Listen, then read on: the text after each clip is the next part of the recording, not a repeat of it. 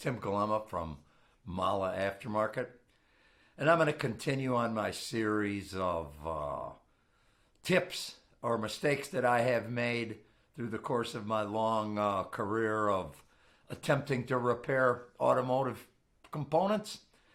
So the first one that probably pops up in my mind is the one that's the most closely associated with you haven't been there.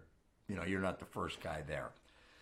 So once you get this all assessed and the customer tells you what you believe to be the best chance at getting the truth out of them, and it says, let's for example, it's I have a leak in my oil pan, or I have a leak in a hose, or something similar to that, and you assess it, and certainly it seems as if that potentially there really could be a leak in that area. So more often than not, when you get that kind of assessment, you're going to look at that and quickly try and repair whatever you see as quickly as possible to turn that around. What I have found, however, is sometimes that'll come back to haunt you. So what I had done over time is no matter where, I thought or someone else thought the leak might be, is that I took a little effort to try and clean that area a little bit, whether it be with, the traditional carburetor cleaner or soap or engine clean or whatever that I had. I don't want to turn this into a long process, but I want to make sure that I get that surrounding area as clean as possible. And the strange thing is, if there's been a leak, whether it be coolant or whether it be oil, you'd be surprised how quickly that comes clean, because that was probably wet and everything else is dry and crusty. So that's a pretty quick way of seeing.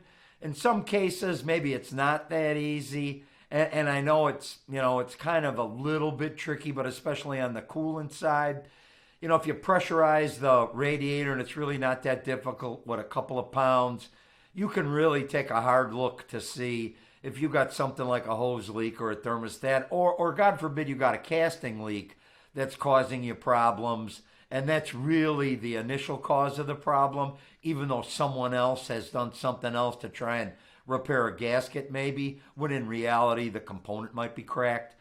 So that's something you can do in an effort. It doesn't take really that long, and it's a good way to be as confident as you can if you're pretty sure it's a coolant leak. In the case of oil, it's a little more complicated to pressurize it, but again, it's certainly worth the look. There are plenty of oil pans that are blamed for leaks, when the reality is it could be a sending unit, it could be an oil filter adapter housing. You stick your head underneath there and you see 4 inches of silicone. Somebody pried the pan down, jammed it in there, and now you got a bigger problem. Here's the case where if they'd have just left well enough alone and looked a little bit harder, you might have been able to detect the problem and fix it.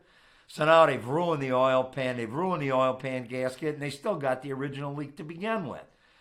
Now the trickier one, especially with coolant, and this one is, oil you can look and coolant you can look, but coolant is more of a tattletale sign, is that the guy's losing coolant and he thinks it's a hose or he thinks it's something else, when maybe it's something far more serious. And it's a head gasket, for example. And there's a ton of ways you can look, and certainly pressurizing it is a good way.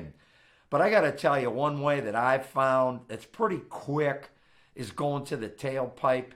If you can sniff antifreeze, that sweet smell in that tailpipe, you're pretty sure if it's got down that far, you got something that's really wrong. Now, maybe it's even worse. Maybe it's a cracked cylinder head. Maybe just not a head gasket. But I know that seems relatively simple, but you'd be surprised how many people, miss the blindingly obvious, that if you've got coolant going down the exhaust port all the way to the pipe, you got issues. And it's surprising how often that really will be happening.